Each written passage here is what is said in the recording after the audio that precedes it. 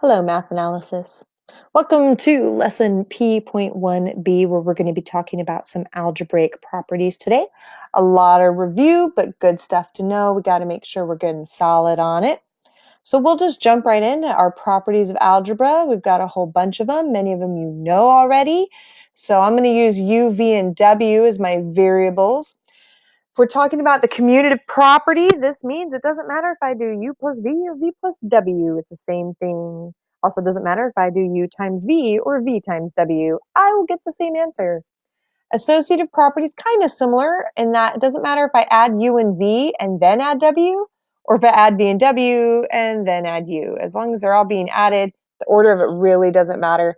And that also applies to multiplication. I can multiply u and v and then multiply by w, or I can multiply by v and w and then multiply by u.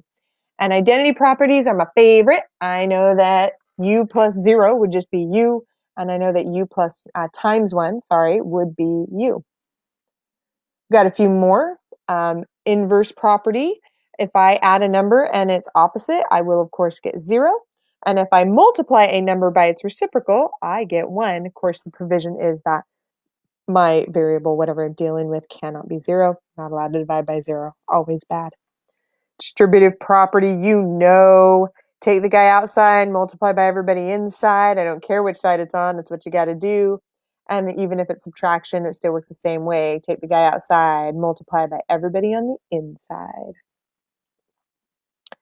Additive inverse. Good times. You know all this stuff. Basically, negative times a negative gives me a positive. Negative times a positive, or positive times a negative gives me a negative. And all of the fun things that go along with that. You know, if you multiply anything by a -1, you will, of course, get the opposite of what you started with. You know you can distribute negative signs the same way you distribute numbers. So all of these things you know, cherish them, love them, you still need them. Exponential notation.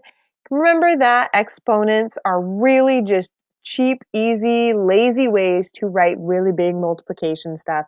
That if I'm multiplying the same thing over and over again, then I can just write it with the base and then an exponent being the number of factors, and just makes things a little bit easier. So I can say a to the nth power, and I can be lazy and not write as much.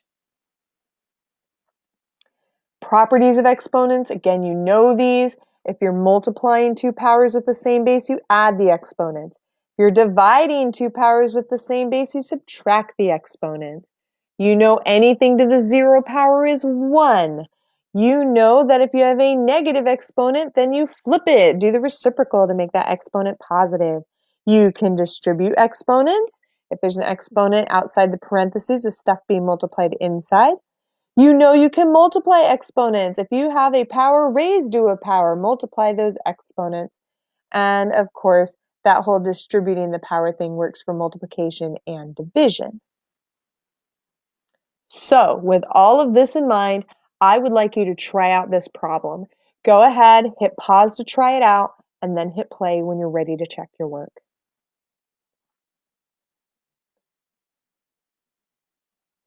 Now, I don't know about you, but negative exponents. Negative exponents! Oh my gosh, they scare the snot out of me. So the first thing I do is I move all my negatives to the other side. So that v to the -3, I'm going to move them to the other side to make them positive. That u to the -1, move them to the other side to make them positive.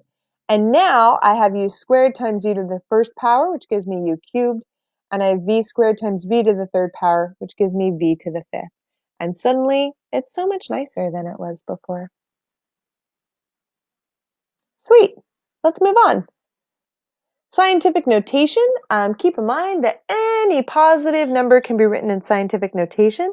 This is particularly useful in fields where you're dealing with really, really big stuff like astrophysics or astronomy.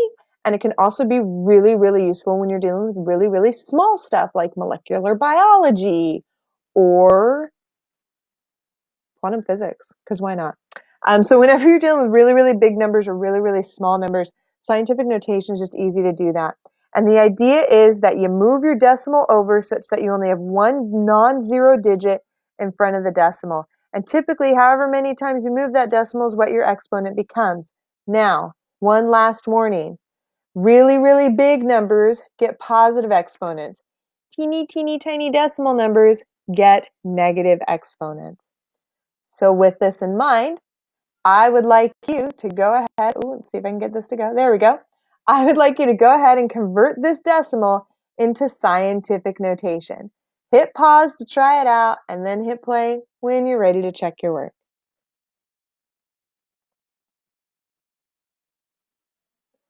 So first of all, this is a teeny tiny decimal number. I know that my exponent on that 10, power 10 is going to be a negative. So I'm going to move it. How many times? 1, 2, 3, 4, 5. I got to get it behind that 3. So that means it becomes 3.45 times 10 to the negative 5. So that I can get all my scientific notation. Please note it's 10 to the negative 5. Try another one. Hit pause to try it out. Hit play when you're ready to check your work. So in this case, I have 1.23 times 10 to the positive 5. So I'm going to make this a really big number because that's a positive 5. I'm going to move that decimal to the right 5 times. 1, 2, 3, 4, 5, which gives me 123,000.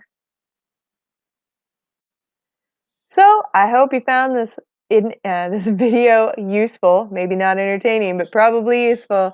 If you have questions, though, feel free to email me. And of course, I'm around Tuesdays and Thursdays after school. Come on down if you need a little help.